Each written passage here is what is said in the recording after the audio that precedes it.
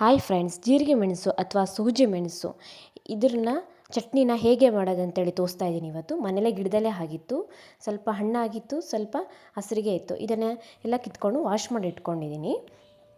ಇವತ್ತು ಚಟ್ನಿ ಮಾಡಲಿಕ್ಕೆ coconut oil ತೊಗೊಂಡಿದ್ದೀನಿ. 1 ಗೆಡ್ಡೆ ಬೆಳ್ಳುಳ್ಳಿನ ಸುಲ್ಕೊಂಡು ಸ್ವಲ್ಪ ಫ್ರೈ ಮಾಡಿ, 1/4 ಕಪ್ಪು ಸೂಜಿ ಮೆಣಸು ಹಾಕ್ಕೊಂಡು ಸ್ವಲ್ಪ ಎಣ್ಣೆಲಿ ಫ್ರೈ ಮಾಡಿದ ಮೇಲೆ 2 ಟೊಮೆಟೊ ಕಟ್ ಮಾಡಿ ಇಟ್ಕೊಂಡಿದ್ದೀನಿ. ಅದು ಕೂಡ ಇದಕ್ಕೆ ಹಾಕ್ಕೊಂಡು 2 ಚಮಚ ಉಪ್ಪು ಹಾಕ್ಕೊಂಡು ಸ್ವಲ್ಪ ಮೆತ್ತಗಾಗೋ ತನಕ ಎಣ್ಣೆಯಲ್ಲೇ ಫ್ರೈ ಮಾಡ್ಕೋಬೇಕು.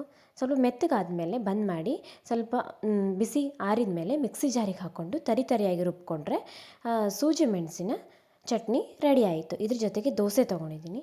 ಸೂಜಿ ಮೆಣಸನ್ನ ವರ್ಷಗಟ್ಟಲೆ ಸ್ಟೋರ್ ಮಾಡಿ ಇಟ್ಕೊಳ್ಳಿಕ್ಕೆ ವಿನೆಗರು, ಉಪ್ಪು ಹಾಕಿ ಒಂದು ಗಾಜಿನ ಬಾಟ್ಲಲ್ಲಿ ವರ್ಷಗಟ್ಟಲೆ ಸ್ಟೋರ್ ಮಾಡ್ಕೋಬೋದು.